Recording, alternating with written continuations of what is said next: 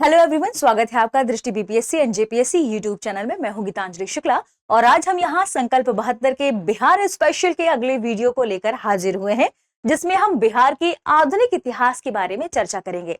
तो बिहार में यूरोपियों के आगमन से लेकर विभिन्न स्वतंत्रता संग्राम के विभिन्न चरणों से कैसे बिहार गुजरा है, बिहार की महिलाओं ने अपना कितना पार्टिसिपेशन दिखाया है, कौन से क्रांतिकारी बिहार से सामने आए, छात्रों से संबंधित आंदोलन क्या रहे हैं, जनजातीय आंदोलन कौन से रहे हैं, किसान आंदोलन कौन से रहे हैं, साथ में असहयोग आंदोलन, खिलाफत आंदोलन, भारत छोड़ो आंदोलन में बिहार की क्या भूमिका रही है, क्या पार्टिसिपेशन रहा है। आज के सेशन में हम इन्हीं प्रमुख बिंदुओं पर चर्चा करेंगे और अंततः हम जानेंगे बिहार के कुछ स्पेसिफिक पर्सनैलिटी से संबंधित इंपॉर्टेंट तथ्यों को, पत्रकारिता का क्या योगदान रहा है ये भी हम समझेंगे। ठीक है, तो आज ध्यान रखिए, आधुनिक बिहार के संदर्भ में बिहार का जो आधुनिक इतिहास रहा है उसके महत्वपूर्ण तथ्यों को हम यहाँ चर्चा में शामिल करेंगे। तो आपको अपनी एक नोटबुक लेकर और पेन लेकर बैठ जाना है, क्योंकि ये क्लास पूरी तथ्यात्मक होने वाली है, जिसमें आपको छोटे छोटे फैक्ट नोट करने होंगे। ठीक है,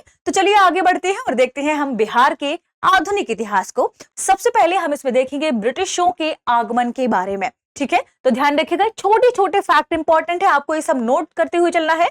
तो बिहार के आधुनिक इतिहास में जो सबसे पहले शुरुआत होती है वो विभिन्न कंपनियों के आगमन से होती है, विदेशी कंपनियों के बिहार में आगमन से होती है। तो स्पेसिफिकली बिहार के संदर्भ में नोट कर लीजिएगा। पुर्तगालियों के संबंध में एक स्पेसिफिक वर्ष याद नहीं है, लेकिन सूती वस्त्र के लिए वो यहाँ पर जाने जाते हैं, ये आपको नोट करते हुए चलना है। दूसरा ध्यान रखिएगा, डचों के संदर्भ में बात करते हैं तो 1632 में उनकी स्थापना यहाँ पर स्थापित हुई उनकी कंपनी सूती वस्त्र, अनाज और शोरा को लेकर।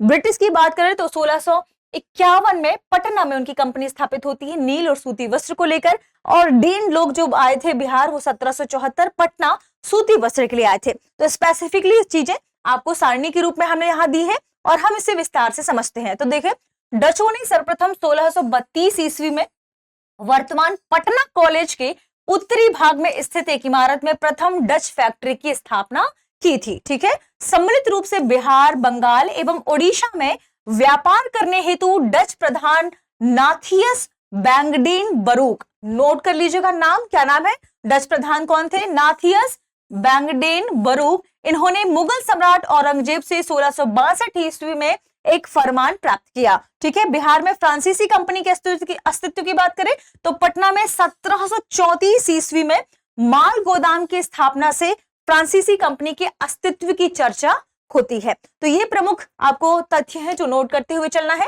डेन लोगों की बात करें तो डेन लोग 1774 ईस्वी में पटना सिटी में स्थित नेपाली कोठी के समीप कारखाना स्थापित किया था। 1691 ईस्वी में पटना के गुलजार बाग में अंग्रेजी ईस्ट इंडिया कंपनी का स्थायी माल गोदाम स्थापित हुआ था। प्लासी की लड़ाई 23 जून 1757 एवं बक्सर की युद्ध 22 अक्टूबर 1764 में अंग्रेजों के विजित होने के बाद, आप जानती हैं वो जीते थे, उनके विजित होने के पश्चात बिहार पूर्ण रूप से अंग्रेजी शासन के अधीन हो गया। तो स्पेसिफिकली दो लड़ाइयों को आपको ध्यान रखना है जिसके बाद बिहार अंग्रेजी शासन के अधीन हो गया था। पहले आपको ध्यान रखना है प्लासी की लड़ाई जो 23 जून 1757 में हुई थी, और दूसरा नोट कर लीजिएगा बक्सर की युद्ध जो कि 22 अक्टूबर 1764 में हुआ था। उसके बाद बिहार अंग्रेजों के अधीन आ गया था पूर्णतः। ठीक है, ध्यान रखिएगा, जिसकी पुष्टि इलाहाबाद की संधि 12 अगस्त 1765 में हुई। जिसकी पुष्टि कहां पर हो गई, इलाहाबाद की संधि में हो गई 12 अगस्त 1765 में, और इसके बाद बिहार अंग्रेजी शासन के अधीन आ गया। बात कर लेते हैं बिहार में जनजातीय आंदोलनों के संदर्भ में, क्योंकि बहुत ही स्पेसिफिक और महत्वपूर्ण है, प्रश्न इससे पूछा भी जाता है। सबसे पहले तमाड़ विद्रोह 1789 से 94। तो इसकी विशेषताएं क्या थी, इस विद्रोह के नेता भोलानाथ सहाय, विष्णु मानकी, दुखन मुंडा, ठाकुर विश्वनाथ थे। दूसरा विद्रोह है हो विद्रोह 1820-21। इसकी विशेषताएं क्या थी, छोटा नागपुर के जनजाति समाज ने सिंह भूमि के राजा जगन्नाथ सिंह के द्वारा भूमि एवं उपज में कर बढ़ोतरी के विरुद्ध विद्रोह शुरू किया था। अगला है कोल विद्रोह 1831 से 32। तो नोट कर लीजिएगा, इसकी विशेषताएं थी, विद्रोह का क्षेत्र छोटा नागपुर पलामू, सिंहभूमि और मानभूमि था।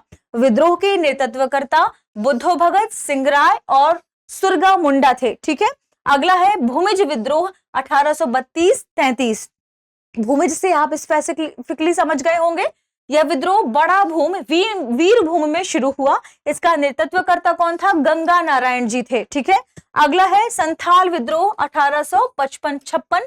इस विद्रोह का क्षेत्र वीरभूमि, सिंहभूम, हजारीबाग, भागलपुर और बांकुड़ा था। इस विद्रोह के नेतृत्वकर्ता सिद्धू कान्हू भैरव तथा चांद थे। ठीक है, और विशेषताओं की बात करें तो इस विद्रोह के फलस्वरूप संथाल परगना जिले का निर्माण 30 नवंबर 1856 को किया गया और इस जिले का प्रथम जिलाधीश कौन बना? Ashley Eden. कौन बना? Ashley Aiden. तो नोट कर लीजिएगा इस फैक्ट को। आगे बढ़ते हैं, अन्य जनजातीय विद्रोहों के बारे में समझते हैं, आंदोलनों के बारे में जानते हैं। अगला है खरवार विद्रोह 1874 से 75। तो इस विद्रोह का नेतृत्वकर्ता भागीरथ मांझी था और इस विद्रोह का उद्देश्य मुख्यतः जनजातीय परंपराओं और प्राचीन मूल्यों को स्थापित करना था। अगला है मुंडा विद्रोह 1899-1900। तो अंग्रेजों के विरुद्ध दिसंबर 1899 में मुंडा आदिवासियों द्वारा छोटा नागपुर क्षेत्र की मुख्य जनजाति जिसे कहा जाता है मुंडा आदिवासी कहलाते हैं, वो अपने शोषण और उत्पीड़न के खिलाफ इन्होंने बिरसा मुंडा के नेतृत्व में यह आंदोलन किया था। मुंडा आदिवासियों के इस महान आंदोलन को उलगुलान कहा जाता है। तो उलगुलान की शुरुआत हुई 1899 में। नोट कर लीजिएगा, 3 फरवरी 1900 को बिरसा मुंडा को चक्रधरपुर से सोते हुए पकड़ लिया गया था तथा रांची जेल में कैद कर दिया गया था। जेल में ही हैजा रोग का शिकार होने के कारण बिरसा मुंडा की मृत्यु 30 मई 1900 को हो गई थी। ठीक है, और अभी हमने बिरसा मुंडा को लेकर एक विस्तार से वीडियो बनाई है कि वो बिरसा धर्म को अपना चुके थे, क्या हुआ था, उनके जीवन की क्या शिक्षाएं रही हैं। तो आप इसे दृष्टि बीपीएससी यूट्यूब चैनल पर देख सकते हैं। हमने उसमें विस्तार से इनके बारे में चर्चा भी की है। अन्य जनजातीय विद्रोहों की बात करें तो है ताना भगत आंदोलन 1914-15। या इसकी मुख्य विशेषताएं क्या थी?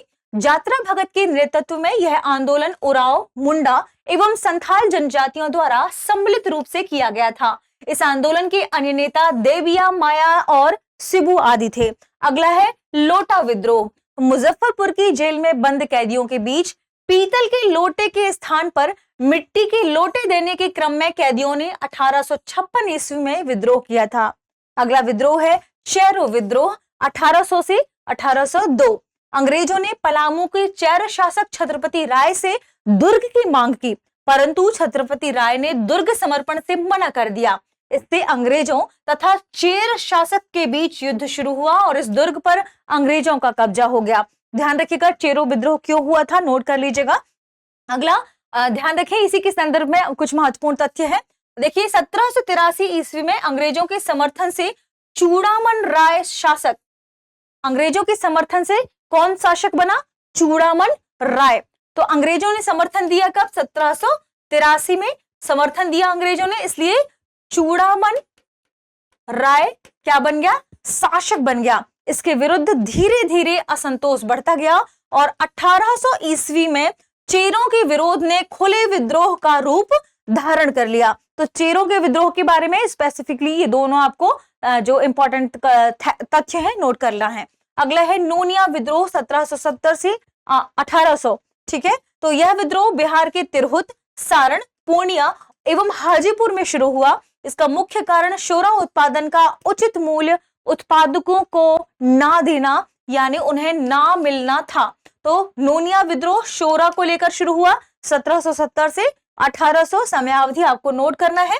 आगे बढ़ते हैं और देखते हैं 1857 के विद्रोह को लेकर बिहार में क्या स्थिति रही है। ठीक है, और किसने इसमें पार्टिसिपेट किया। तो 1857 की क्रांति के संदर्भ में ध्यान रखिएगा, बिहार में 1857 की क्रांति की शुरुआत 12 जून 1857 को कहां से हुई थी? देवघर। देवघर वर्तमान में कहां है? झारखंड में है। ठीक है, वर्तमान में कहां है? झारखंड में है। तो देवघर जिले के रोहिणी नामक गांव में इसकी शुरुआत हुई थी। तो स्पेसिफिकली स्थान नोट कर लीजिएगा, कहां? 1857 की शुरुआत हुई रोहिणी गांव से, जो कि कहाँ है, देवघर में है, वर्तमान में झारखंड में है। डेट नोट कर लीजिएगा, 12 जून 1857। यह 32वीं रेजिमेंट का मुख्यालय था। इस विद्रोह में लेफ्टिनेंट नॉर्मन रेसली और सहायक सर्जन डॉक्टर ग्रांट मारे गए थे। 3 जुलाई 1857 को, नोट करें, 3 जुलाई 1857 को पटना सिटी के एक पुस्तक विक्रेता पीर अली के नेतृत्व में अंग्रेजों के विरुद्ध संघर्ष शुरू हुआ। तो पटना में कब शुरू हुआ? 3 जुलाई 1857 को। किसके नेतृत्व में शुरू हुआ? पीर अली के नेतृत्व में शुरू हुआ। इन्होंने अंग्रेजों के विरुद्ध अपना विद्रोह शुरू कर दिया। इस विद्रोह के दमन के प्रयास में अफीम व्यापार का एजेंट लॉयल मारा गया, परंतु कमिश्नर टेलर ने इस विद्रोह को दबा दिया। फिर ये कुछ दिनों तक ये घटना चली। फिर 25 जुलाई 1857 को मुजफ्फरपुर में भी असंतुष्ट सैनिकों ने कुछ अंग्रेजों की हत्या कर दी। कहां पर हुई? मुजफ्फरपुर में हुई। कब हुई? नोट करें, 25 जुलाई 1857 को ही कुछ अंग्रेजी सैनिकों, अंग्रेजी आप कह सकते हैं अधिकारियों की हत्या कर दी असंतुष्ट सैनिकों ने। 25 जुलाई को दानापुर के 3 रेजिमेंट के सैनिकों ने शाहबाद जिले में जगदीशपुर के जमींदार वीर कुंवर सिंह के नेतृत्व में विद्रोह शुरू कर दिया। तो ये कहां तक पहुंचा? 25 जुलाई को ही ये दानापुर में भी घटना घटित हुई और मुजफ्फरपुर में भी घटना घटित हुई। आरा में हुए युद्ध में कैप्टन डनवर सहित कई अंग्रेज सैनिक मारे गए। 30 जुलाई 1857 को सरकार ने तत्कालीन सारण, तिरहुत, चंपारण, पटना जिलों में सैनिक शासन लागू कर दिया। फिर आगे बढ़ते हैं, इंपॉर्टेंट फैक्ट नोट करेंगे। कुंवर सिंह को आरा छोड़ना पड़ा और इसके बाद कुंवर सिंह ने नाना साहिब से मिलकर, किससे मिलकर? कुंवर सिंह ने नाना साहिब से मिलकर 1858 में आजमगढ़, कहा? आजमगढ़ में अंग्रेजों को हराया। अंग्रेजों को हराया। तो ये नोट कर लीजिएगा, ठीक है, अंग्रेजों को इन्होंने हराया। 23 अप्रैल 1858 ईस्वी में कैप्टन ग्रांट के नेतृत्व में आई ब्रिटिश सेना को कुंवर सिंह ने पराजित किया। तो किसने पराजित किया था? ये आपको फैक्ट नोट करना है, किसके साथ मिलकर कहां हराया था, ये नोट करिएगा। 26 अप्रैल 1858 को कुंवर सिंह की मृत्यु हो गई। तो ये बिहार से 1857 की क्रांति के इंपॉर्टेंट फैक्ट आपको नोट करते हुए चलना है। अगला है हमारा बिहार में धर्म एवं समाज सुधार आंदोलन। तो धर्म और समाज सुधार आंदोलन को लेकर बिहार में क्या स्थितियां मौजूद हुई, समझते हैं। तो ध्यान रखिएगा, केशव चंद्र सेन की प्रेरणा से पटना और गया में ब्रह्म समाज की शाखा स्थापित हुई। तो अगर पूछा जाए कि कहां पर बिहार में ब्रह्म समाज की शाखा स्थापित हुई थी, तो नोट कर लीजिएगा, पहला स्थान था पटना और गया। किसकी, अब ये भी पूछा जा सकता है कि किसकी प्रेरणा से, तो किसकी प्रेरणा से? केशव चंद्र सेन, केशव चंद्र सेन, इनकी प्रेरणा से, ठीक है। भागलपुर में 1866 ईस्वी में डॉक्टर कृष्ण नंदन घोष द्वारा ब्रह्म समाज की शाखा स्थापित हुई। तो पटना और गया के बाद दूसरी जो तीसरी आप कह सकते हैं शाखा कहां स्थापित हुई थी? भागलपुर में 1866 ईस्वी में। किसके सहयोग से? डॉक्टर कृष्ण नंदन घोष द्वारा, ठीक है। बिहार के प्रमुख सुधारकों में प्रकाश चंद्र राय, गुरु प्रसाद सेन, निवारण चंद्र मुखर्जी, हरिसुंदर बोस और कामिनी देवी के नाम शामिल है। तो आपको नोट करते हुए चलना है। आर्य समाज के संस्थापक स्वामी दयानंद सरस्वती द्वारा भी बिहार की यात्रा की गई। उनके द्वारा मुंगेर, भागलपुर, पटना और छपरा आदि शहरों की यात्रा की गई। बिहार के दानापुर में 1885 ईस्वी में पहला आर्य समाज मंदिर स्थापित किया गया। पटना, मुजफ्फरपुर, सिवान, आरा, मोतिहारी और भागलपुर आदि शहरों में इसकी शाखाएं धीरे धीरे स्थापित की गई। अगला है, ध्यान रखें इसी के संदर्भ में, बिहार प्रांत के प्रमुख सुधारकों में पंडित अयोध्या प्रसाद, भवानी दयाल सन्यासी, बालकृष्ण सहाय, डॉक्टर केशव देव शास्त्री आदि के नाम आते हैं। 1868 ईस्वी में रामकृष्ण परमहंस द्वारा 1886, 1890 और 1896 ईस्वी में स्वामी विवेकानंद द्वारा बिहार की यात्रा की गई। तो ये ध्यान रखिएगा, रामकृष्ण परमहंस ने 1868 में बिहार की यात्रा की थी और स्वामी विवेकानंद ने 3 बार 1886, 1890 और 1896 में बिहार की यात्रा की थी। बिहार के जमशेदपुर, वर्तमान जो कि झारखंड में है, तब जमशेदपुर में 1920 ईस्वी में पहली बार रामकृष्ण मिशन की शाखा स्थापित की गई थी। 1922 ईस्वी में पटना एवं देवघर, पटना यानी बिहार की राजधानी की बात कर रहे हैं, झारखंड देवघर, जो देवघर है वो झारखंड में एक जिला है। तो 1922 ईस्वी में पटना और देवघर में इसकी शाखाएं खोली गई। किसकी? रामकृष्ण मिशन की। तो बिहार में खोली ही गई, फिर बाद में कहां खोली गई? पटना में। तो पहली तो खोली गई थी, ध्यान रखिएगा, जमशेदपुर में। पहली रामकृष्ण मिशन की शाखा कहां स्थापित हुई थी? जमशेदपुर वर्तमान झारखंड में। दूसरी पटना और फिर तीसरी कहां खोली गई? देवघर में। ठीक है। बिहार में इसके प्रमुख सुधारकों में जतीन्द्र नाथ मुखर्जी और डॉक्टर राजेश्वर ओझा के नाम उल्लेखनीय है। 1894 ईस्वी में थियोसॉफिकल सोसाइटी के संस्थापक कर्नल ऑलकॉट और एनी बेसेंट ने बिहार की यात्रा की। तो कर्नल ऑलकॉट और एनी बेसेंट ने 1894 ईस्वी में बिहार की यात्रा की थी। Purnendra Narayan Sinha theosophical society of India के 1 दशक तक महासचिव रहे हैं। कौन रहे हैं? ध्यान रखिएगा, ये नोट कर लीजिएगा नाम, पूर्णेंदु नारायण सिन्हा। कितने? 1 दशक तक थियोसॉफिकल सोसाइटी ऑफ इंडिया के महासचिव ये रहे हैं। ठीक है। अगला फैक्ट नोट करिएगा, 1890-91 में पटना में मौलाना अब्दुल रहीम द्वारा स्थापित मदरसा इस्लाहुल मुस्लिमीन ऐसी पहली संस्था थी जिसे सबसे पहले स्थापित किया गया था। तो आपको नोट करते हुए चलना है इसका नाम। सबसे पहले 1890-91 में संस्था का नाम क्या था? मदरसा इस्लाहुल मुस्लिमीन। ठीक है। किसने स्थापित किया था? नोट करिएगा, मौलाना अब्दुल रहीम द्वारा। ठीक है। बिहार में 1917 ईस्वी में मौलाना मोहम्मद सज्जाद ने जमीयतुल उलेमा हिंद की शाखा संगठित की थी। ठीक है, नोट करिएगा। अगला है वर्ष 1921 में खिलाफत और असहयोग आंदोलन के दौरान इमारते शरिया नाम की एक महत्वपूर्ण संस्था की स्थापना बिहार के मुसलमानों द्वारा की गई। तो कब की गई? 1921। नोट करिएगा, खिलाफत और असहयोग आंदोलन के दौरान। नाम क्या था? इमारते शरिया। ठीक है, स्थापना इसकी की गई। इसके भी संस्थापक मौलाना मोहम्मद सज्जाद थे। तो इसके संस्थापक भी कौन थे? मौलाना मोहम्मद सज्जाद। तो दोनों संस्थाओं के संदर्भ में इनका नाम आएगा, मदरसा इस्लाहुल मुस्लिमीन के संदर्भ में भी और इमारते शरिया के संदर्भ में भी। ठीक है, ध्यान रखें। इसकी मुख्यालय की बात करें तो इस संस्था का मुख्यालय पटना के फुलवारी शरीफ में स्थित था। कहां पर? फुलवारी शरीफ में स्थित था। अगला हम पढ़ेंगे बिहार में होम रूल आंदोलन के संदर्भ में। होम रूल लीग की स्थापना भारत में 1916 में हुई थी, आप जानते ही हैं।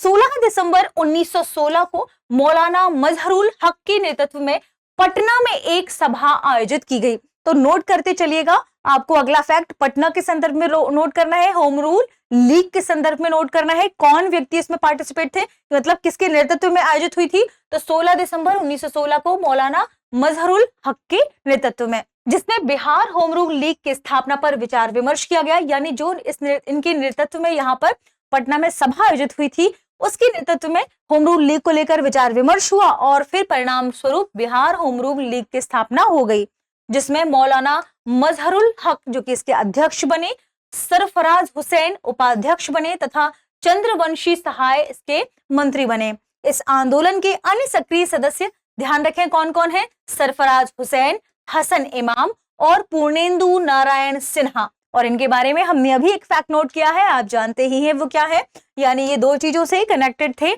ठीक है, आगे चंपारण सत्याग्रह के बारे में चर्चा करते हैं। स्पेसिफिकली चंपारण सत्याग्रह से कोई ना कोई फैक्ट इसके बेस कोई प्रश्न जरूर पूछा जाता है एग्जाम में। तो बिहार का चंपारण जिला 1917 ईस्वी में गांधी जी द्वारा भारत में सत्याग्रह के प्रयोग का पहला स्थान रहा।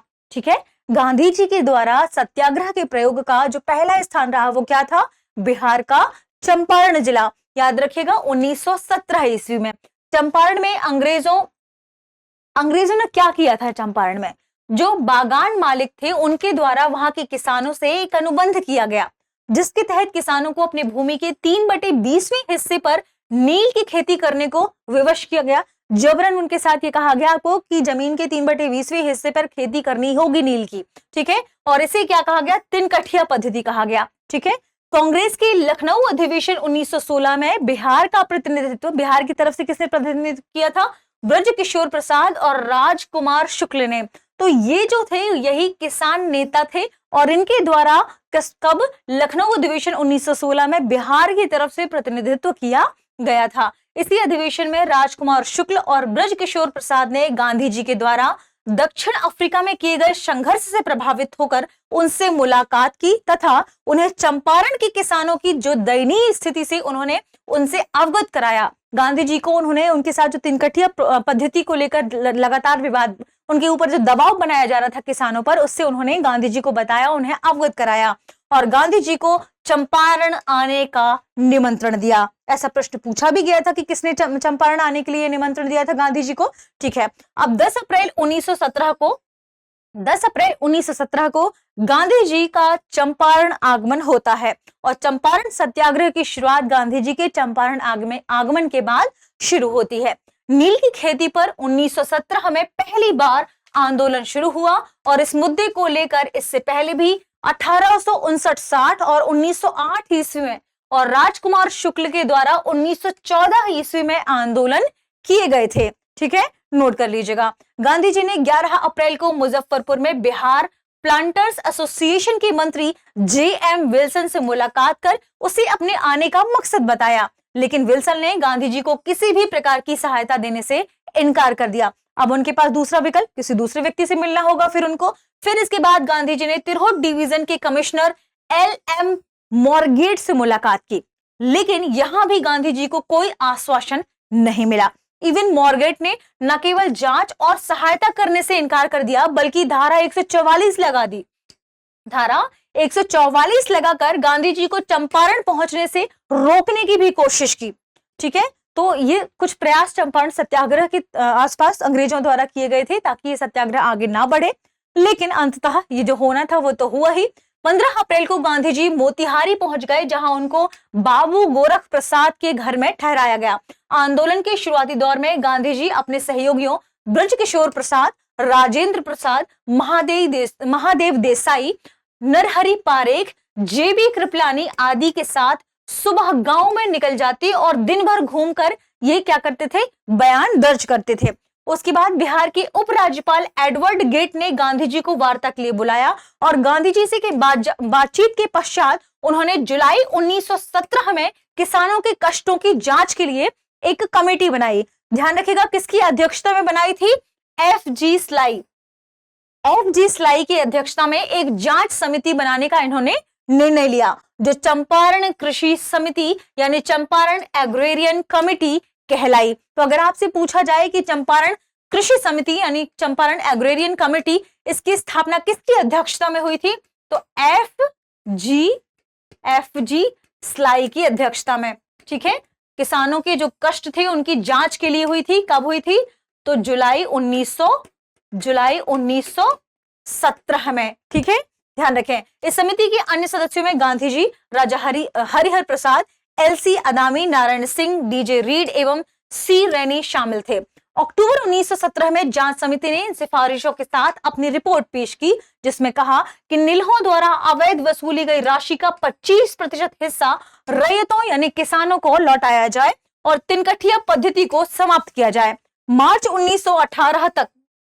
1918 तक चंपारण कृषि बिल पर गवर्नर जनरल द्वारा हस्ताक्षर कर दिए गए और इसके साथ ही तिनकठिया समेत कृषि संबंधी अन्य अवैध कानूनों को वहां पर समाप्त कर दिया गया।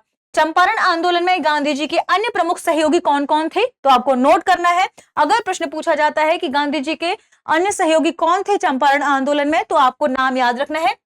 राजकुमार शुक्ल, धरणीधर बाबू, राजेंद्र प्रसाद, ब्रजकिशोर प्रसाद, रामनवमी प्रसाद, अनुग्रह नारायण सिन्हा, मजहरुल हक, पोलक और शंभू शरण, नरहरि पारेख, आचार्य J.B. कृपलानी, महादेव देसाई, ठीक है, क्योंकि ऐसे प्रश्न कई बार एग्जाम में पूछे जाते हैं। अब हम बात करेंगे बिहार में खिलाफत आंदोलन की। ठीक है, देखिए खिलाफत आंदोलन के संदर्भ में आप जानते ही हैं कि विश्वव्यापी आंदोलन रहा है ये। ठीक है, क्योंकि ये खिलाफत का संबंध उस समय भारत से तो नहीं था, है ना, इसलिए इसे जानते हैं कि अन्य विभिन्न क्षेत्रों में खिलाफत आंदोलन शुरू हुआ और भारत में भी धीरे धीरे ये भारत के लिए जो स्वतंत्रता आंदोलन की जब हम बात करते हैं तो उसका कहीं ना कहीं एक पिछला कारण बना। ठीक है, तो प्रथम विश्व युद्ध की समाप्ति पर हसन इमाम की अध्यक्षता में 16 फरवरी 1919 को पटना में एक सभा हुई जिसमें मित्र देशों द्वारा खलीफा के प्रति उचित व्यवहार के लिए लोकमत बनाने की बात कही गई। ठीक है, अब नाम नोट करिएगा जो भी व्यक्ति इसमें शामिल थे। हसन इमाम द्वारा 30 नवंबर को पटना में आयोजित एक सभा में शांति समारोहों के बहिष्कार का आह्वान किया गया। गांधी जी द्वारा 26 जनवरी 1920 को खिलाफत के मुद्दे पर असहयोग का प्रस्ताव रखा गया, जिसको 29 जनवरी को मौलाना आजाद ने समर्थन दिया था। 19 मार्च 1920 को, ध्यान रखें, 19 मार्च 1920 को पूरे बिहार में मुसलमानों ने हड़ताल की। मुंगेर, आरा, भागलपुर, मुजफ्फरपुर, डाल्टेनगंज में इसका व्यापक प्रभाव देखने को मिला था। बिहार में खिलाफत नेताओं के आग्रह पर खिलाफत आंदोलन के प्रमुख नेता मौलाना शौकत अली अप्रैल 1919 में पटना पहुंचे। पटना गए, नोट कर लीजिएगा कौन थे प्रमुख नेता, मौलाना शौकत अली। ठीक है, 15 और 16 मई 1920 को फुलवारी शरीफ में मुसलमान उलेमाओं यानी धर्माचार्यों का सम्मेलन हुआ जिसमें सरकार से असहयोग का प्रस्ताव पारित हुआ। ठीक है, ध्यान रखिएगा। पटना में 1 अगस्त 1920 को खिलाफत दिवस के दिन सभा हुई जिसमें फुलवारी के शाहबरुद्दीन ने उलेमा की उपाधि त्याग दी। अगला ध्यान रखिएगा, नूरुल हसन ने प्रांतीय विधान परिषद की सदस्यता का त्याग कर दिया। असहयोग आंदोलन के संदर्भ, खिलाफत आंदोलन के संदर्भ में आपको नोट करते चलना है। फुलवारी के शाहबुद्दीन ने शमसुल उलेमा की उपाधि त्याग दी और शाह सुलेमान ने अवैतनिक दंडाधिकारी का पद त्याग दिया, जबकि वकील मोहम्मद जुबैर ने भी अपनी वकालत छोड़ दी। तो इस लेवल तक ये आंदोलन विस्तारित हुआ और बिहार में इतने लोगों ने पार्टिसिपेट किया। इसका असहयोग आप देख रहे होंगे, असहयोग का जो प्रस्ताव गांधी जी ने दिया वो किस तरीके से बिहार में विस्तारित हुआ। अगला हम देखेंगे बिहार में असहयोग आंदोलन के संदर्भ में महत्वपूर्ण तथ्यों को। तो खिलाफत आंदोलन के संदर्भ में हमने चर्चा की, अब असहयोग आंदोलन को देखते हैं। अगस्त 1920 में बिहार प्रांतीय राजनीतिक सम्मेलन की बैठक राजेंद्र प्रसाद के सभापतित्व में, यानी उस समय जो बैठक में सभापति थे वो कौन थे, राजेंद्र प्रसाद थे। कहां पर हुई थी, तो भागलपुर में हुई थी, जिसमें गांधी जी के प्रस्ताव का अनुमोदन किया गया।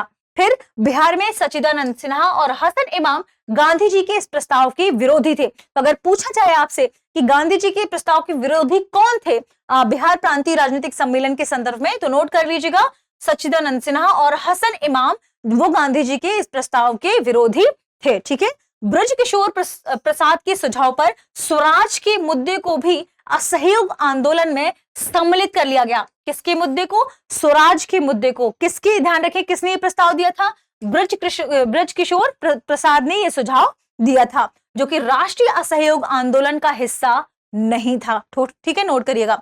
असहयोग आंदोलन के क्रम में बिहार के कई नेताओं ने विधायिका के चुनाव से अपनी उम्मीदवारी वापस ले ली। किस क्रम में, असहयोग आंदोलन के समर्थन के क्रम में। ठीक है, जैसे मजहरुल हक ने, राजेंद्र प्रसाद ने, ब्रजकिशोर प्रसाद ने, मोहम्मद शफी, कई अन्य नेता थे जिन्होंने अपनी जो उम्मीदवारी थी वो वापस ले ली थी। छात्रों द्वारा स्कूलों और कॉलेजों से अपना नाम कटवा लिया गया क्योंकि असहयोग आंदोलन था, सरकार के प्रति असहयोग प्रदर्शित करना था। उसमें लगभग बिहार में काफी लोगों ने पार्टिसिपेशन दिखाया, वकीलों ने दिखाया, छात्रों, स्कूल और कॉलेज के छात्रों ने भी दिखाया। इसी क्रम में ध्यान रखिए उन्होंने अपना नाम कटवा लिया।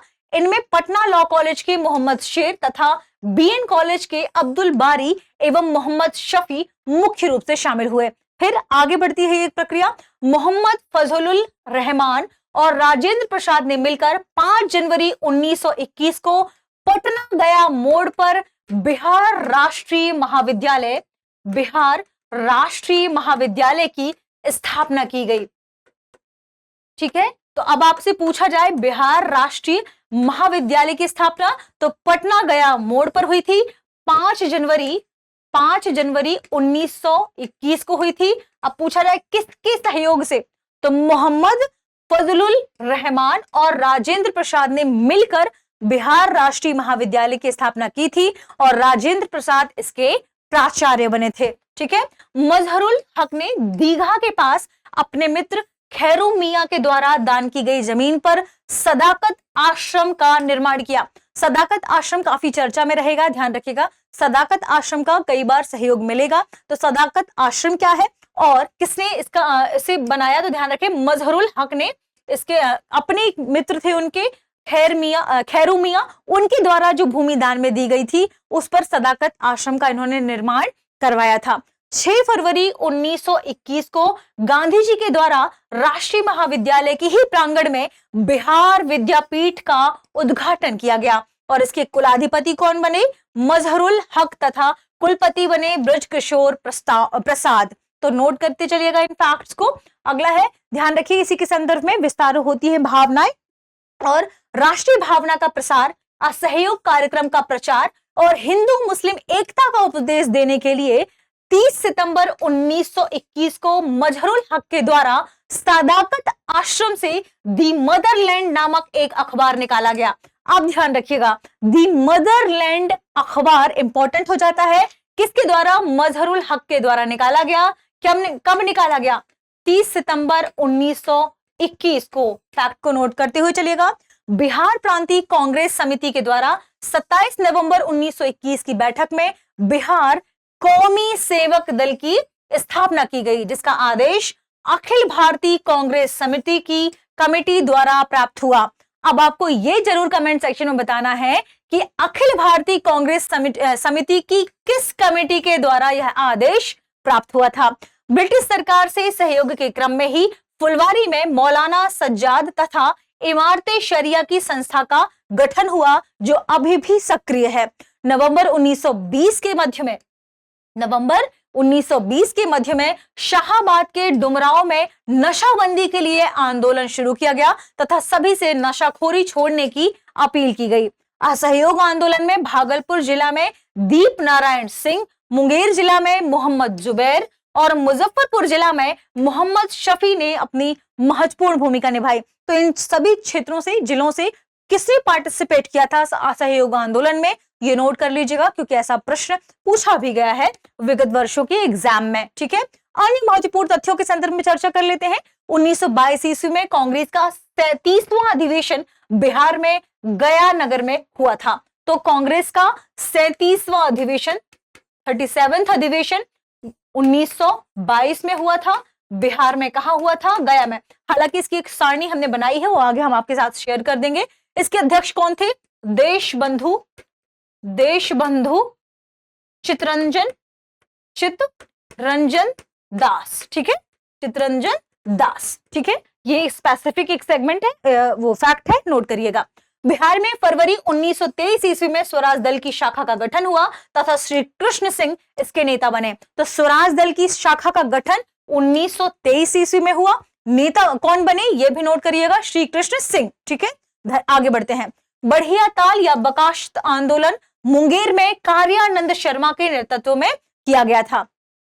1931 ईस्वी में बेगूसराय गोलीकांड हुआ। नेता कौन थे इसमें, रघुनाथ ब्रह्मचारी। 1931 में गंगा शरण सिन्हा, रामवृक्ष वेनीपुरी और रामानंद मिश्रा आदि ने बिहार सोशलिस्ट पार्टी नामक एक संगठन स्थापित किया। तो बिहार सोशलिस्ट पार्टी 1931 में बनी थी और कौन कौन इसमें व्यक्ति शामिल थे, नोट करिएगा, गंगा शरण सिन्हा, रामवृक्ष वेनीपुरी और रामानंद मिश्रा। ठीक है। 1934 में अगली घटना घटित होती है। 1934 में पटना के अंजुमन इस्लामिया हॉल में बिहार सोशलिस्ट पार्टी की औपचारिक स्थापना हुई। तो जब औपचारिक स्थापना की बात करते हैं तो औपचारिक स्थापना उसके ठीक 3 साल बाद 1934 में होती है। कब होती है, 1934 में होती है। कहां होती है, पटना के अंजुमन इस्लामिया हॉल में पहली इनकी जो पार्टी की जो औपचारिक स्थापना है वो हुई और जिसके अध्यक्ष कौन थे, आचार्य नरेंद्र देव, और सचिव कौन बने थे, जयप्रकाश नारायण। सचिव कौन थे, ध्यान रखें, जयप्रकाश नारायण। अब हम समझते हैं सविनय अवज्ञा आंदोलन और बिहार, इसका बीच में क्या रोल रहा है, क्या इंपॉर्टेंट फैक्ट आपके परीक्षा की तैयारी के लिहाज से इसमें संबंधित है। सविनय अवज्ञा आंदोलन का प्रस्ताव दिसंबर 1929 में कांग्रेस के लाहौर अधिवेशन में पारित हुआ। तो अब अगर आपसे पूछा जाए कि कांग्रेस का लाहौर अधिवेशन कब हुआ था, तो नोट करते हुए चलिएगा, दिसंबर 1929 में हुआ था। ठीक है, इसके अध्यक्ष जवाहरलाल नेहरू थे और इसी अधिवेशन में पूर्ण स्वराज का प्रस्ताव भी पारित किया गया था। 26 जनवरी 1930 को पूर्ण स्वतंत्रता की घोषणा की गई और गांधी जी को सविनय अवज्ञा आंदोलन शुरू करने का अधिकार दिया गया। ठीक है, तो सविनय अवज्ञा आंदोलन शुरू करने का अधिकार दिया गया गांधी जी को। ठीक है, गांधी जी ने 12 मार्च 1930 को प्रसिद्ध दांडी यात्रा द्वारा आंदोलन की शुरुआत की, जिसमें उन्होंने अपने चुने हुए 78 अनुयायियों के साथ साबरमती से दांडी तक लगभग 240 मील की पैदल यात्रा की और 6 अप्रैल 1930 को समुद्र तट पर एक मुट्ठी नमक उठाकर कानून का उल्लंघन किया। तो कब किया, नोट करिएगा, 6 अप्रैल 1930 को समुद्र से एक मुट्ठी नमक उठाकर क्या किया, कानून का उल्लंघन किया। बिहार में भी नमक सत्याग्रह शुरू हुआ। तो बिहार के स्पेसिफिक फैक्ट नोट करिएगा, शुरू हुआ। अब ये शुरू करने के लिए कब बात उठी, तो ध्यान रखिएगा 6 अप्रैल 1930 की तिथि जो है बिहार में नमक सत्याग्रह को लेकर डिसाइड की गई थी, तय हुई थी। तो 6 अप्रैल 1930 ठीक उसी दिन की बात है ये। ठीक है, बिहार में नमक सत्याग्रह का आरंभ होता है 15 अप्रैल को चंपारण और सारण जिलों से। किससे, चंपारण और, नोट करिएगा, सारण जिलों से नमकीन मिट्टी से नमक बनाकर, और धीरे धीरे इसका प्रसार पटना, मुजफ्फरपुर, शाहाबाद आदि क्षेत्रों में हुआ। ठीक है, तो औपचारिक रूप से जब हम बात करेंगे नमक सत्याग्रह की, जो शुरू ही हुआ है वो कब हुआ है, 15 अप्रैल। नमक सत्याग्रह का आरंभ बिहार में कब हुआ, 15 अप्रैल को। अब बिहार में नमक आंदोलन और उनकी नेतृत्वकर्ता संबंधित स्थान को नोट करते हुए चलना है। चंपारण में नेतृत्वकर्ता थे बिहार नमक आंदोलन को लेकर विपिन बिहारी वर्मा। बरेजा में थे गिरीश तिवारी। गोरिया कोठी, इसमें चंद्रिका सिंह। हाजीपुर भरत मिश्र। पटना अंबिका कांत सिंह। मुंगेर से श्री कृष्ण सिंह। लखीसराय से नंद कुमार सिंह और दरभंगा से सत्यनारायण सिंह। तो फैक्ट को नोट करिएगा। 4 मई 1930 को गांधी जी गिरफ्तार कर लिए गए, जिसके विरोध में बिहार में जन प्रदर्शन किए गए और बिहार प्रदेश कांग्रेस कमेटी ने, नोट करिएगा, बिहार प्रदेश कांग्रेस कमेटी ने 9 मई 1930 को शराब एवं विदेशी वस्त्रों की दुकान के आगे धरना देने का प्रस्ताव दिया। ठीक है, किसके आगे, विदेशी वस्त्रों के आगे, शराब की दुकानों के आगे धरना देने का प्रस्ताव दिया।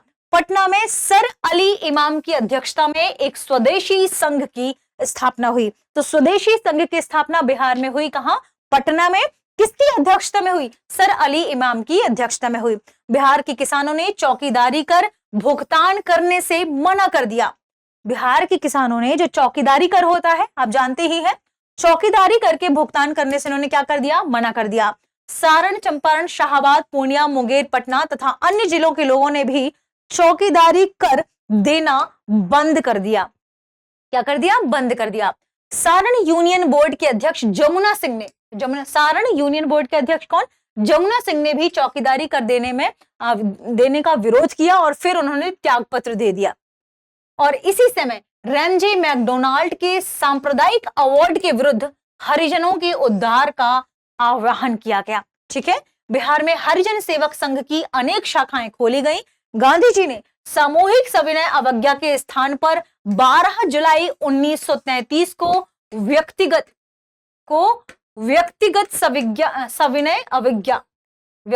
सविनय अवज्ञा का प्रस्ताव रखा। ठीक है, कब रखा, 12 जुलाई 1933 को गांधी जी ने व्यक्तिगत सविनय अवज्ञा का प्रस्ताव रखा। 7 अप्रैल 1934 को पटना में गांधी जी ने अपने एक वक्तव्य में आंदोलन को स्थगित करने की सलाह भी दी थी, ध्यान रखिएगा। 18 मई को बिहार प्रदेश कांग्रेस कमेटी ने इसका समर्थन किया और फिर बिहार में आंदोलन स्थगित हुआ। तो अगर आपसे पूछा जाए कि बिहार में जो स्थगन हुआ इसका सविनय अवज्ञा आंदोलन का, वो कब हुआ था, तो 18 मई को हुआ था, नोट करते चलिएगा। ठीक है, अब बिहार में हम व्यक्तिगत सत्याग्रह की भी बात कर लेते हैं क्योंकि वो भी चर्चा में रहा है। तो 28 नवंबर 1940 को बिहार में व्यक्तिगत सत्याग्रह की शुरुआत हुई और बिहार के प्रथम सत्याग्रही थे श्री कृष्ण सिंह। नोट करिएगा, प्रथम सत्याग्रही व्यक्तिगत सत्याग्रह के कौन थे? श्री कृष्ण सिंह। अनुग्रह नारायण सिन्हा बिहार में इस सत्याग्रह के दूसरे सत्याग्रही थे। तो पहले थे श्री कृष्ण सिंह, दूसरे अनुग्रह नारायण सिन्हा। 4 दिसंबर 1940 को गौरी शंकर सिंह ने तथा सिलाव में 9 दिसंबर 1940 को श्याम नारायण सिंह ने सत्याग्रह किया और इस सत्याग्रह में भाग लेने वाली प्रमुख महिलाएं थी जगत रानी देवी, जानकी देवी और प्रियंवदा देवी। तो इन तीनों के नोट रखिएगा नाम। व्यक्तिगत सत्याग्रह के संदर्भ में जो महिलाएं पार्टिसिपेट की थी बिहार से, वो जगत रानी देवी, जानकी देवी और प्रियंवदा देवी थी। ठीक है, ध्यान रखें। अगली खबर, अगली इंपॉर्टेंट फैक्ट को नोट करते हैं जो बिहार में भारत छोड़ो आंदोलन से संबंधित है। ये थोड़ी सी बड़ा होगा क्योंकि इसके फैक्ट थोड़ी ज्यादा होंगे, तो आपको नोट करते हुए चलना है। बंबई में कांग्रेस कार्यकारिणी की बैठक में 5 अगस्त 1942 को भारत छोड़ो आंदोलन का प्रस्ताव स्वीकार किया गया। ठीक है, 8 अगस्त 1942 को अखिल भारतीय कांग्रेस समिति ने भी इसे स्वीकार कर लिया और 9 अगस्त को राजेंद्र प्रसाद को भी गिरफ्तार कर लिया गया और इसके बाद फुलेना प्रसाद, मथुरा प्रसाद, अनुग्रह नारायण सिन्हा को भी गिरफ्तार कर लिया गया। आगे की खबर में नोट करिएगा, बलदेव सहाय ने सरकारी नीतियों के विरोध में महाधिवक्ता पद से इस्तीफा दे दिया। तो ध्यान रखिएगा, अगर पूछा जाए कि भारत आंदोलन, जो भारत छोड़ो आंदोलन था, उससे बिहार में महाधिवक्ता के पद पर किसने इस्तीफा दिया था, तो नोट कर लीजिएगा किसने दिया था? बलदेव सहाय ने। 9 अगस्त 1942 को ही, ध्यान रखें, शासन द्वारा अध्यादेश लागू कर कांग्रेस को गैर कानूनी घोषित कर दिया। तो जब भारत छोड़ो आंदोलन चला उसी समय की बात है, 9 अगस्त को 1942 में जो शासन था, अंग्रेजों का शासन था, उन्होंने क्या किया? अध्यादेश लागू कर दिया और कहा कि कांग्रेस एक गैर कानूनी है, तो उसे गैर कानूनी घोषित कर दिया। फिर क्या हुआ? फिर 10 अगस्त 1942 को पुलिस ने जिला कांग्रेस कार्यालय नया, जो कहां था, कदम कुआं, तथा जो सदाकत आश्रम था जिसके बारे में हमने बात की थी, उन दोनों को जब्त कर लिया। तो कब जब्ती हुई? 10 अगस्त को 1942 में ही। ठीक है, ध्यान रखिएगा।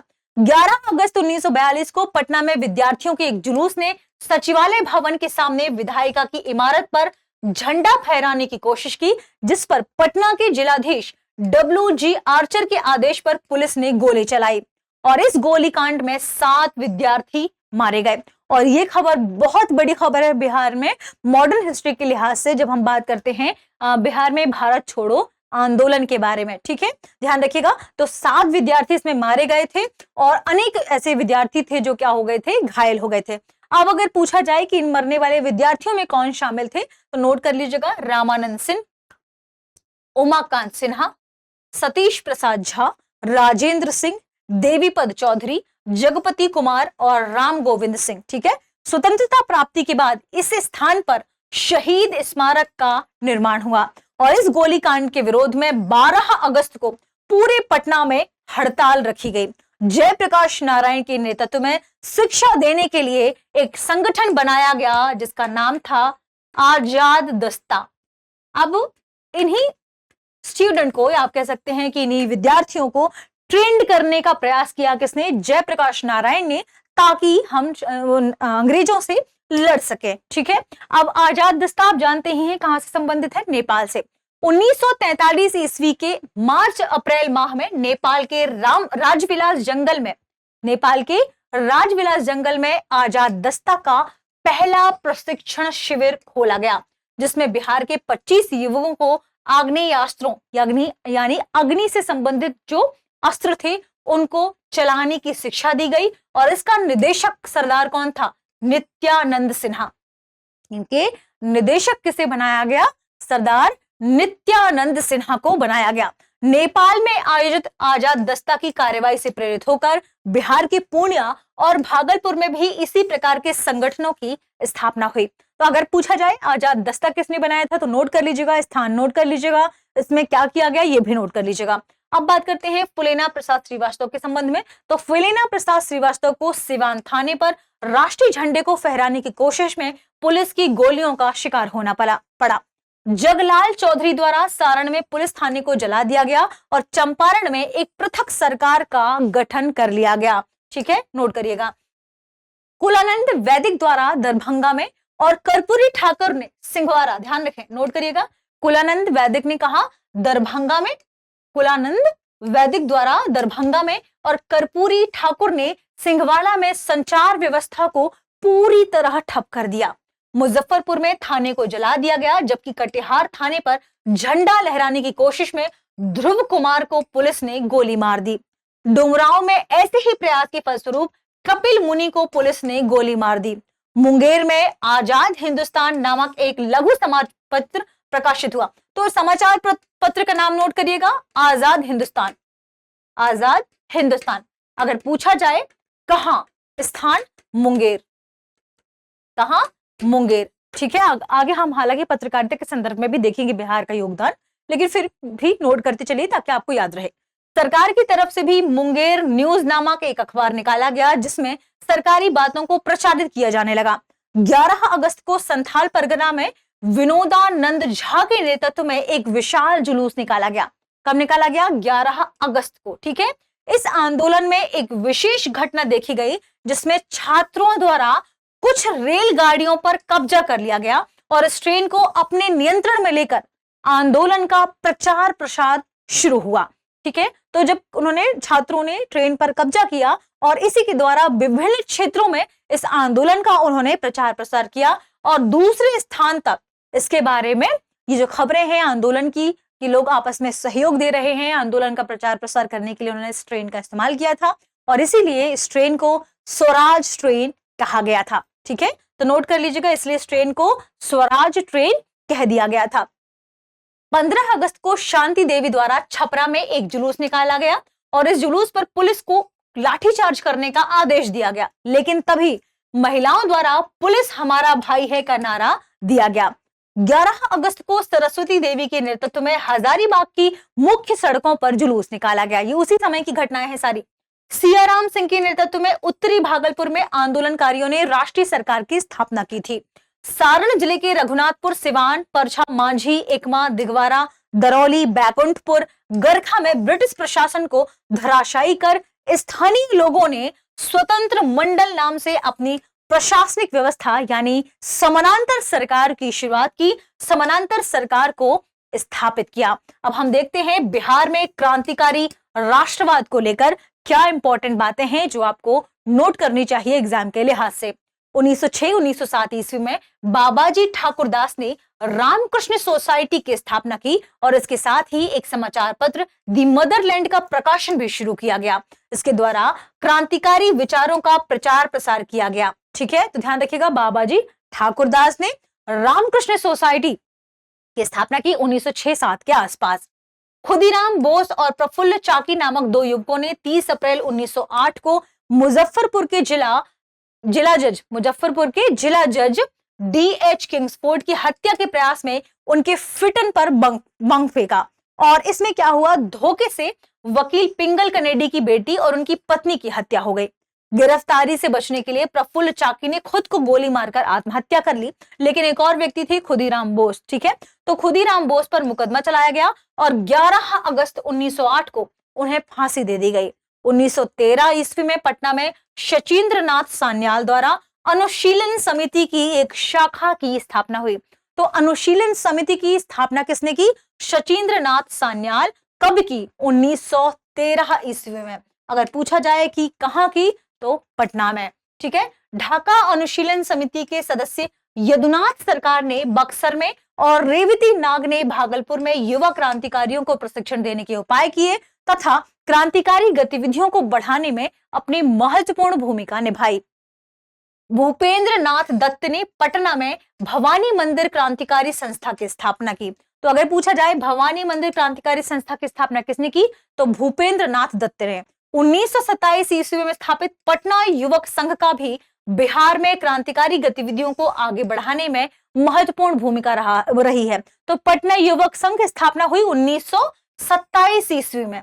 इस संघ में सक्रिय योगदान देने वालों में फुलेना प्रसाद वर्मा, मणिंद्र नारायण राय, ब्रजनंदन प्रसाद तथा कृष्ण वल्लभ सहाय इत्यादि प्रमुख थे। वर्ष 1929 में रामवृक्ष वेणीपुरी तथा अंबिका कांत सिंह के नेतृत्व में पटना में पाटलिपुत्र युवक संघ पाटलिपुत्र युवक संघ की स्थापना की गई। इसके महामंत्री ज्ञान साहा, ध्यान रखें ज्ञान साहा थे, नोट कर लीजिएगा। और पटना से युवक नामक एक मासिक पत्रिका का प्रकाशन किया गया। तो युवक क्या थी? एक मासिक पत्रिका थी। प्रकाशन कहां से हुआ था? पटना से। और इस पत्रिका के जरिए क्या होता था? इससे बिहार में क्रांतिकारी आंदोलन को दरअसल आगे बढ़ाने में इस पत्रिका ने अपना सहयोग दिया था। तो क्रांतिकारी आंदोलन को आगे बढ़ाने में पटना की युवक पत्रिका का ध्यान रखिए महत्वपूर्ण स्थान था। नवंबर 1928 में दल सिंह सराय में 9 जून 1929 और सबसे पहले नोट करें नवंबर 1928 में दल सिंह सराय और जून 1929 में चंपारण के मौलिया गांव में एक राजनीतिक डकैती डाली गई और इस डकैती में केदारमणि शुक्ल, जोगेंद्र शुक्ल, बलकू सिंह और परमानंद इत्यादि का नाम प्रमुख था। बिहार की महिला क्रांतिकारियों में गौरी दास एवं कुसुम देवी का नाम काफी महत्वपूर्ण होता है। 15 जून 1931 को बिहार के क्रांतिकारियों ने हाजीपुर मेल ट्रेन का खजाना लूटने का असफल प्रयास किया था। 15 जून 1931 को, ठीक है। पटना में 31 जुलाई 1931 को राय महेंद्र प्रसाद के घर एक बम की जांच करते हुए राम बाबू यादव घायल हो गए, जिसके बाद उनकी मृत्यु हो गई। पटना जिले के अमहरा गांव के यादव सिंह एवं छोटन सिंह के घर से बम बरामद किए गए। चंद्रमा सिंह ने 9 नवंबर 1932 को लाहौर एवं पटना षड्यंत्र कांड के मुखबिर फणींद्र नाथ की हत्या कर दी। तो अगर आपसे पूछा जाए कि फणींद्र नाथ की हत्या किसने की, तो नोट कर लीजिएगा चंद्रमा सिंह ने की। सवाल पूछा जाए कब, तो 9 नवंबर 1932 को, ठीक है। अगला है बिहार राज्य के गठन और इनके उदय के बारे में। आप जानते ही हैं शुरुआत में बिहार बंगाल प्रेसिडेंसी का हिस्सा था और हमने इस पर विस्तार से चर्चा भी की है बिहार राज्य के उदय को लेकर। फिर बंगाल प्रेसिडेंसी से अलग होकर बिहार प्रांत हुआ, जिसमें ओडिशा, बिहार और झारखंड शामिल थे। फिर ओडिशा को अलग किया गया 36 और उस 36 में, और उसके बाद फिर बिहार और झारखंड शामिल थे। फिर झारखंड भी 2000 के आसपास अलग हुआ और आप जानते ही हैं उसके बाद वर्तमान जो बिहार है उसका अस्तित्व निकलकर सामने आया, ठीक है। तो चर्चा तो बहुत पहले ही शुरू हो गई अलग अलग क्षेत्रों में। जब जॉर्ज पंचम दिल्ली आए थे उसी समय बंगाल से अलग करके बिहार को स्थापित करने की बात कही गई थी और उसके बाद धीरे धीरे औपचारिक प्रक्रिया के बाद एक लंबे समय के बाद बंगाल से बिहार को अलग किया गया, ठीक है, ध्यान रखिएगा। नंद किशोर लाल, महेश नारायण तथा श्री कृष्ण सहाय ने पटना से जनवरी 1994 में बिहार टाइम्स निकालना प्रारंभ किया और इस समाचार पत्र के माध्यम से, जिसके संपादक कौन थे? महेश नारायण थे, बिहार पृथक्करण की भावना को लोगों तक तेजी से फैलाने में काफी मदद मिली थी। राजेंद्र बाबू के द्वारा डॉक्टर सच्चिदानंद सिन्हा, महेश नारायण तथा अन्य नेताओं से विचार विमर्श करने के पश्चात पटना में 1906 ईस्वी में एक विशाल बिहारी छात्र सम्मेलन करवाया गया, ठीक है। कब कराया गया था? 1906 में। तो बिहारी छात्र सम्मेलन कहां हुआ? 1906 में हुआ, पटना में हुआ, ठीक है। इसी सम्मेलन में छात्रों की एक समिति बनाई गई जिससे बिहार पृथक्करण आंदोलन को पर्याप्त बल मिला। फिर 1907 ईस्वी में मजहरुल हक, ब्रह्मदेव नारायण, हसन इमाम, अली इमाम आदि द्वारा डॉक्टर सच्चिदानंद सिन्हा के साथ मिलकर ये सब साथ आए और इससे पृथकवादी आंदोलन को और भी ज्यादा बल मिला। तो डॉक्टर सच्चिदानंद सिन्हा इनके साथ आकर इन्होंने जो बिहार को पृथक करने की भावना थी उसको और ज्यादा बल दिया और ये भावना और भी ज्यादा प्रबल हो गई। 1908 ईस्वी में पटना में सभी के सहयोग से बिहार प्रादेशिक सम्मेलन का आयोजन किया गया। तो बिहार प्रादेशिक सम्मेलन का आयोजन हुआ 1908 में। इस सम्मेलन में मोहम्मद फखरुद्दीन ने बिहार को बंगाल से पृथक कर एक नए प्रांत के रूप में संगठित करने का प्रस्ताव रखा, जिसे सर्वसम्मति से स्वीकार किया गया। 1908 ईस्वी में नवाब सरफराज हुसैन खां की अध्यक्षता में बिहार कांग्रेसियों ने एक सभा का आयोजन किया जिसमें बिहार प्रदेश कांग्रेस कमेटी का गठन हुआ। तो बिहार प्रदेश कांग्रेस कमेटी का गठन हुआ 1908 में, ठीक है, ध्यान रखेगा। और इसके अध्यक्ष कौन थे? हसन इमाम। अध्यक्ष कौन थे?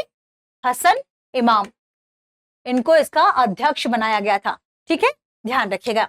1909 में भागलपुर में बिहार प्रादेशिक सम्मेलन का दूसरा अधिवेशन संपन्न हुआ। कहां पर हुआ? भागलपुर में। कब हुआ? भागलपुर में 1909 में। 8 में बनी, 9 में दूसरा अधिवेशन। फिर मार्ले, और इस सम्मेलन की बात करते हैं, जब भागलपुर में जो दूसरा अधिवेशन हुआ, इस सम्मेलन में बिहार को पृथक करने की जोरदार मांग निकलकर सामने आई। ठीक है, मार्ले मिंटो सुधारों के अंतर्गत 1909 में प्रथम चुनाव संपन्न हुआ, जिसमें डॉक्टर सच्चिदानंद सिन्हा बंगाल विधान परिषद की ओर से और मजहरुल हक मुसलमानों के प्रतिनिधि के रूप में विधान परिषद में निर्वाचित हुए। 12 दिसंबर 1911 को दिल्ली में शाही दरबार का आयोजन किया गया, जहां सम्राट जॉर्ज पंचम ने बिहार और ओडिशा को मिलाकर एक नए प्रांत बिहार के गठन की बात कही थी। औपचारिक रूप से चूंकि 22 मार्च को यह काम संपन्न हुआ, इसलिए 22 मार्च को बिहार दिवस के रूप में मनाया जाता है। ठीक है, दिसंबर 1911 के इलाहाबाद अधिवेशन में बिहार प्रांत के गठन का प्रस्ताव किसके द्वारा? तेज बहादुर सप्रू द्वारा प्रस्तुत किया गया, जिससे सर्वसम्मति से पारित कर दिया गया। बिहार और ओडिशा दोनों ही क्षेत्रों को 1 अप्रैल 1912 को एक परिषद उपराज्यपाल के अधीन कर दिया गया, जबकि बिहार प्रांत का गठन 22 मार्च 1912 को किया गया और इसी के आधार पर 22 मार्च को बिहार दिवस मनाया जाता है। बिहार और ओडिशा, उस समय जब बिहार प्रांत अलग हुआ तो बिहार और ओडिशा उसमें शामिल थे, झारखंड भी इसमें शामिल था, नोट कर लीजिएगा। बिहार और ओडिशा एक ही प्रांत के रूप में 31 मार्च 1936 तक एक साथ रहे। क्यों ऐसा हुआ? क्योंकि 1 अप्रैल 1936 को ओडिशा को अलग कर दिया गया था। ठीक है, तो ओडिशा प्रमंडल को 1 अप्रैल 1936 को अलग कर ओडिशा प्रांत बनाया गया और शेष क्षेत्र क्या है, क्या कहलाया? बिहार, जिसमें झारखंड भी शामिल था। ठीक है, 1956 ईस्वी में राज्य पुनर्गठन आयोग के अंतर्गत राज्यों का भाषाई आधार पर पुनर्गठन किया गया और इस आयोग की अनुशंसा पर बिहार स्थित पूर्णिया जिला तथा पुरुलिया सब कुछ पश्चिम बंगाल को दे देने की बात चल रही थी। 15 नवंबर 2000 को बिहार राज्य का अंतिम विभाजन हुआ, जब बिहार से झारखंड को अलग कर उसे देश का 28वां राज्य बनाया गया था। ठीक है, ध्यान रखें। अगला हम बात करते हैं बिहार स्वतंत्रता संग्राम में पत्रकारिता के योगदान के संदर्भ में। एक एक पत्रिका यहाँ इंपॉर्टेंट हो जाती है और प्रश्न में और एग्जाम में इससे संबंधित प्रश्न पूछे जाते हैं। ठीक है, बिहार के पहले अंग्रेजी अखबार दी बिहार हेरोल्ड का प्रकाशन 1875 ईस्वी में गुरु प्रसाद सेन के द्वारा किया गया था। ठीक है, पटना से 1881 में इंडियन क्रॉनिकल नामक अखबार प्रकाशित हुआ। पटना से हुआ, 1881 में हुआ। पटना से 1903 में बिहार टाइम्स की स्थापना साप्ताहिक पत्रिका के रूप में हुई। फिर 1906 में इसे भागलपुर से प्रकाशित होने वाले बिहार न्यूज के साथ जोड़ दिया गया, जिसके बाद इसका नया नाम पड़ा दी बिहारी। क्या पड़ा? दी बिहारी। दी बिहारी। 15 जुलाई 1918 से दी सर्च लाइट का प्रकाशन होने लगा और इसके प्रथम संपादक थे सैयद हैदर हुसैन। ठीक है, ध्यान रखिएगा। मौलाना मजहरुल हक ने असहयोग आंदोलन के दौरान पटना में दी मदरलैंड का प्रकाशन आरंभ किया और इस समाचार पत्र द्वारा सरकार की कड़ी आलोचना की गई। मोहम्मद यूनुस के द्वारा, जो बिहार के पहले मुख्यमंत्री भी हुए, 1924 ईस्वी में द पटना टाइम्स का प्रकाशन आरंभ किया गया, जो 1944 ईस्वी तक प्रकाशित हुआ। तो 1924 से द पटना टाइम्स शुरू हुआ मोहम्मद यूनुस के द्वारा और 1944 तक इसका प्रकाशन हुआ था। ठीक है, 1931 में दरभंगा के महाराज कामेश्वर सिंह ने द इंडियन नेशन की स्थापना की। ठीक है, 1986 से टाइम्स ऑफ इंडिया के पटना संस्करण का भी प्रकाशन हुआ। यानी टाइम्स ऑफ इंडिया सोचिए कितना पुराना है। पटना संस्करण 1986 में शुरू हुआ था। ठीक है, कलकत्ता में 1872 ईस्वी में स्थापित बिहार बंधु बिहार का पहला हिंदी समाचार पत्र था। तो बिहार का पहला हिंदी समाचार पत्र बिहार बंधु कहां से? कलकत्ता से प्रकाशित हुआ था 1872 में। ठीक है, पहला हिंदी समाचार पत्र बिहार बंधु 1872 से कलकत्ता। कहां? कलकत्ता। और इसका जिसका 1874 को 1874 को पटना से प्रकाशन हुआ था। पटना से, तो 72 कलकत्ता से, लेकिन फिर 74 पटना से प्रकाशन। सर्वहितैषी के नाम से बिहार से पहला हिंदी दैनिक समाचार पत्र 1890 ईस्वी में पटना से प्रकाशित हुआ। दैनिक मतलब जो डेली आता था वो समाचार पत्र, उसका नाम था सर्वहितैषी। ठीक है, बिहार से पहला ये हिंदी दैनिक समाचार पत्र था। 1890 ईस्वी में प्रकाशित हुआ। हिंदी बिहारी एक अन्य दैनिक समाचार पत्र का प्रकाशन 1913 ईस्वी में आरंभ हुआ। फिर बंदी कैदी और कारागार जैसे हस्तलिखित मासिक पत्र का प्रकाशन हजारीबाग जेल में बंद कुछ नेताओं द्वारा किया गया था, जिनको सविनय अवज्ञा आंदोलन के दौरान गिरफ्तार कर लिया गया था। तो उन्होंने बंदी कैदी और कारागार नामक जो हस्तलिखित आप कह सकते हैं पत्र है, उनकी शुरुआत की थी। मुंगेर से प्रकाशित मुंगेर समाचार नामक साप्ताहिक पत्र और किसानों के मुखपत्र हुंकार ने भारत छोड़ो आंदोलन के दौरान महत्वपूर्ण भूमिका निभाई थी। हुंकार किसानों के नेता स्वामी सहजानंद द्वारा प्रकाशित किया गया था। दरभंगा से 1941 में दी इंडियन नेशन के हिंदी सह प्रकाशन आर्यावर्त का प्रकाशन शुरू हुआ 1914 से। ठीक है, माफ कीजिएगा 1941 से। ठीक है, 1947 ईस्वी में द सर्चलाइट का हिंदी सह प्रकाशन प्रदीप नाम से शुरू हुआ। तो द सर्चलाइट था 1947 से इसे हिंदी में प्रकाशित करना शुरू किया गया। किस नाम से? प्रदीप नाम से। ठीक है, पहला उर्दू अखबार, नोट करिएगा, पहला उर्दू अखबार बिहार में आरा से प्रकाशित हुआ और इसका शीर्षक था नूरुल अनवार और इसके मालिक कौन थे? मोहम्मद हासिम। बिहार का दूसरा माफ कीजिएगा, बिहार का पहला उर्दू दैनिक अखबार जो दैनिक रूप से प्रकाशित हुआ, उस उर्दू अखबार की बात हम कर रहे हैं। तो बिहार का पहला दैनिक रूप से प्रकाशित होने वाला उर्दू अखबार 1876 ईस्वी में आरा से ही प्रकाशित हुआ था। तो उर्दू अखबारों की जब हम बात करेंगे तो इनका प्रकाशन कहां से शुरू हुआ है? आरा से ही हुआ है। ठीक है, स्वतंत्रता संग्राम के दिनों के उर्दू अखबारों में सबसे पुराना अखबार था सदाए आम। क्या था? सदाए आम। ठीक है, अब बिहार में किसान आंदोलनों के संदर्भ में चर्चा कर लेते हैं। बिहार में किसान सभा आयोजित हुई। कहां कहां? नोट करिएगा। प्रथम किसान सभा आयोजित हुई 1929 में स्वामी सहजानंद सरस्वती की अध्यक्षता में। द्वितीय हुई 1934 में पुरुषोत्तम दास टंडन की अध्यक्षता में और तृतीय हुई 1935 में स्वामी सहजानंद सरस्वती। तो 1929 और 1935 ये दोनों किसान जो सभा आयोजित हुए उसमें सहजानंद सरस्वती की भूमिका थी और जो बीच में इन दोनों के बीच में 1934 में आयोजित हुई उसमें पुरुषोत्तम दास टंडन शामिल थे। तो 1929 1935 स्वामी सहजानंद, 1934 पुरुषोत्तम दास टंडन। ठीक है, जून 1919 में मधुबनी के किसानों को दरभंगा राज के विरुद्ध आंदोलन के लिए स्वामी विद्यानंद ने संगठित किया। 1919 में, जून 1919 में मधुबनी के किसानों को। ठीक है, फिर श्री कृष्ण सिंह और मोहम्मद जुबैर ने 1922 और 23 ईस्वी में किसान सभा का गठन किया। स्वामी सहजानंद सरस्वती द्वारा सोनपुर मेले के अवसर पर 1929 में एक सभा में प्रांतीय किसान सभा की औपचारिक ढंग से शुरुआत हुई 1929 में और इस किसान सभा के अध्यक्ष थे स्वामी सहजानंद सरस्वती तथा सचिव थे श्री कृष्ण सिंह।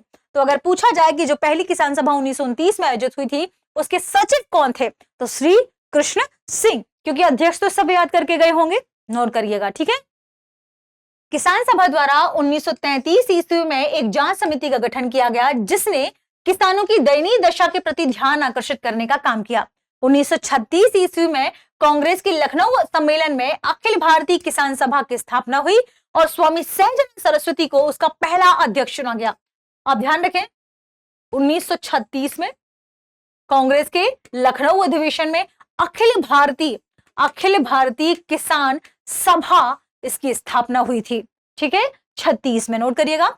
एम.जी. रंगा और ई.एम.एस.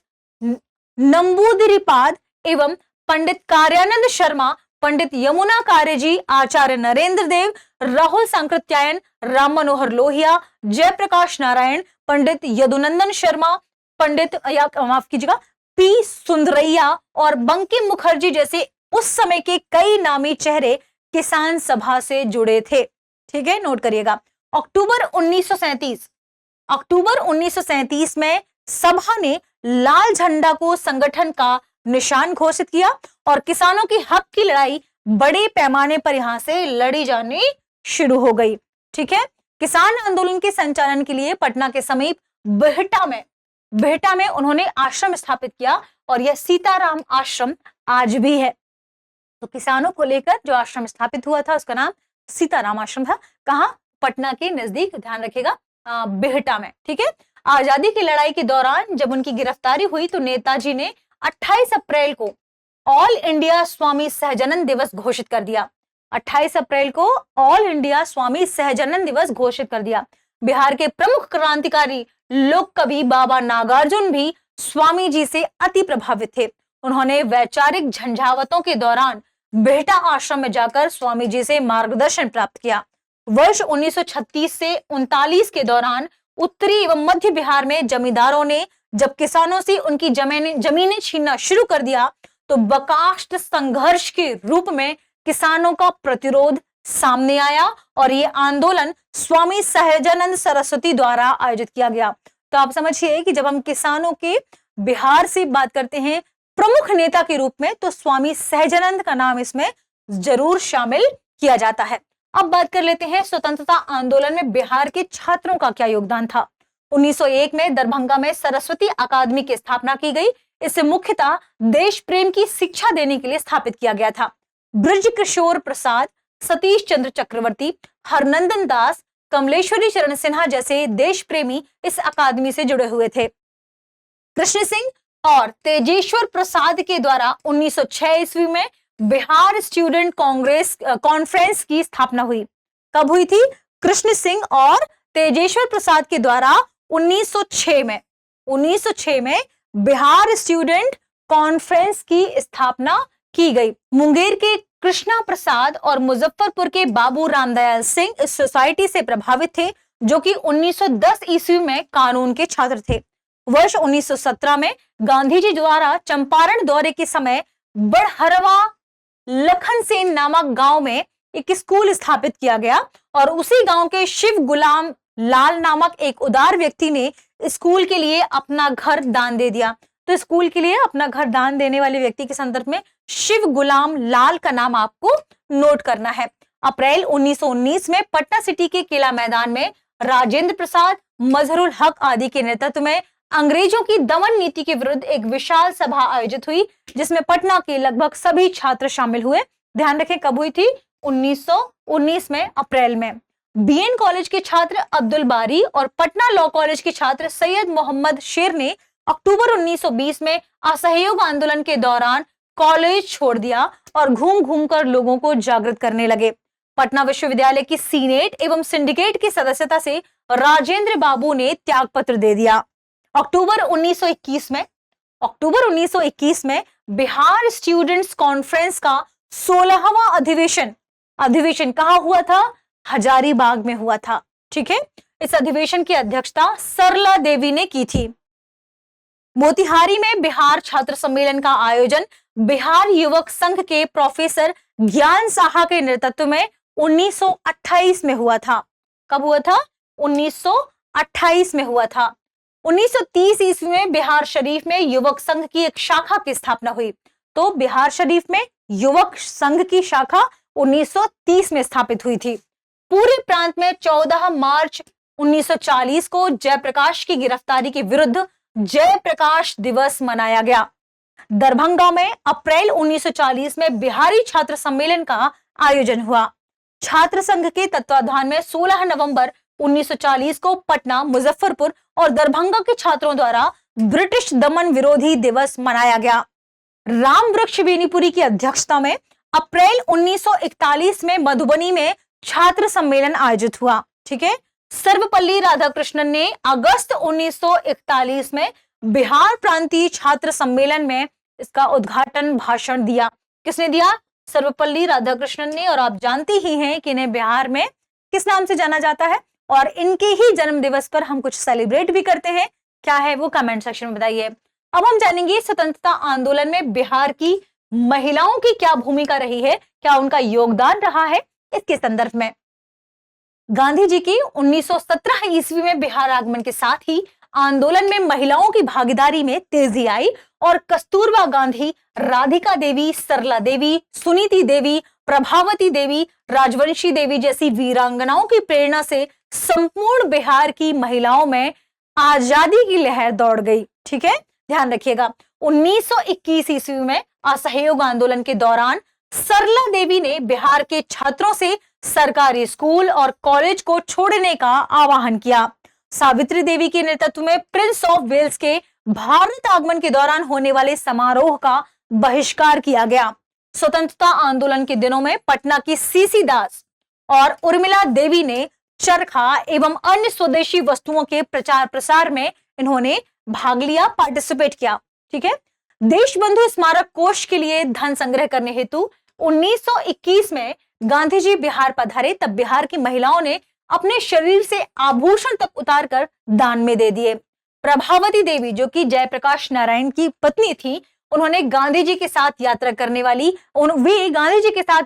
यात्रा करने वाली अग्रणी महिलाओं में से थी। ध्यान रखिएगा, अग्रणी महिला थी जिन्होंने गांधी जी के साथ यात्रा की।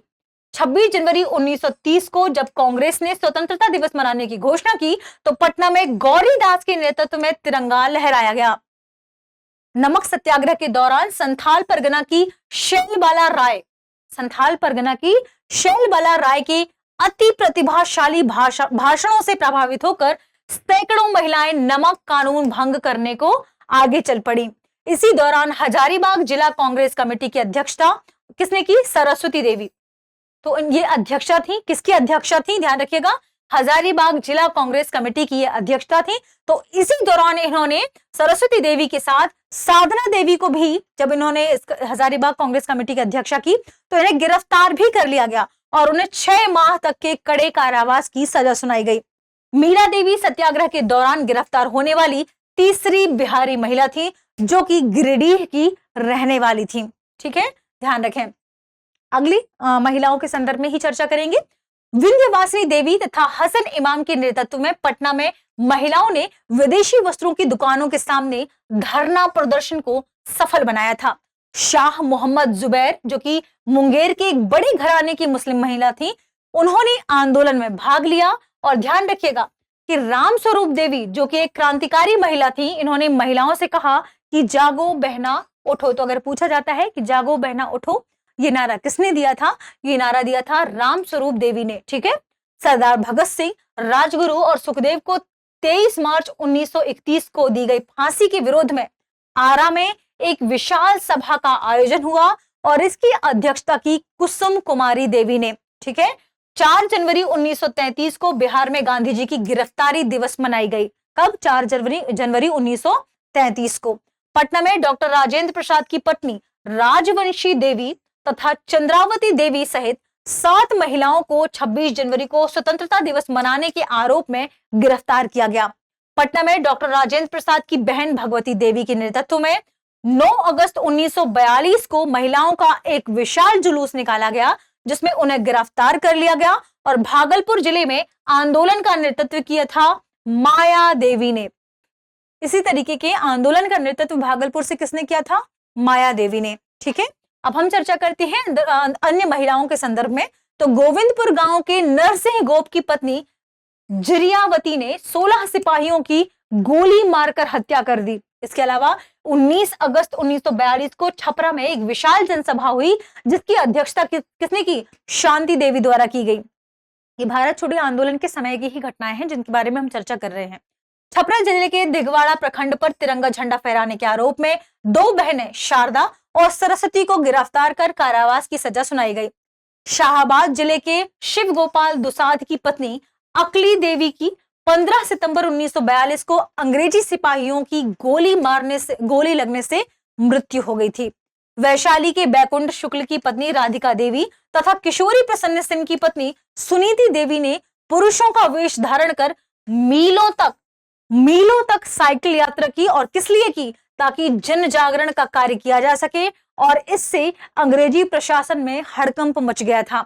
बात करें अन्य महिलाओं के संदर्भ में, तो वैशाली के ही शहीद फुलेना प्रसाद की पत्नी तारा देवी, विंदा देवी, कहलगांव से भागलपुर की रामस्वरूप देवी, मुजफ्फरपुर की भवानी मेहरोत्रा, शाहाबाद की फूल कुमारी, मुंगेर की संपतिया देवी, पटना की सुधा कुमारी शर्मा आदि महिलाओं ने स्वतंत्रता संग्राम में अद्वितीय बलिदान दिया है।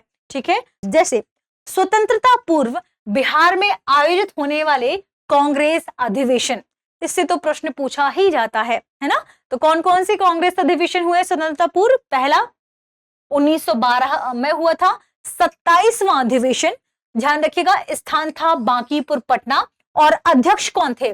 RS मधोलकर। ठीक है, दूसरा कांग्रेस अधिवेशन जो बिहार में हुआ 1922 में, वो था 37वां अधिवेशन, स्थान था गया, और इसके अध्यक्ष थे देशबंधु चित्तरंजन दास। ठीक है, और तीसरा बिहार में जो अधिवेशन हुआ कांग्रेस का, वो था 1940 में 53वां अधिवेशन, रामगढ़, जो कि वर्तमान झारखंड में है, और इसके अध्यक्ष थे मौलाना अबुल कलाम आजाद।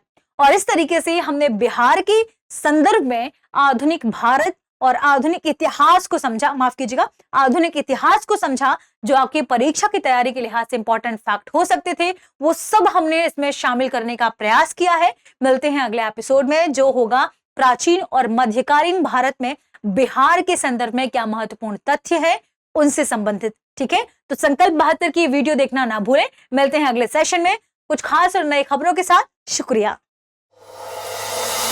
अब एग्जाम की तैयारी को और बेहतर करने के लिए हमारे चैनल को लाइक, शेयर और सब्सक्राइब करना ना भूलें।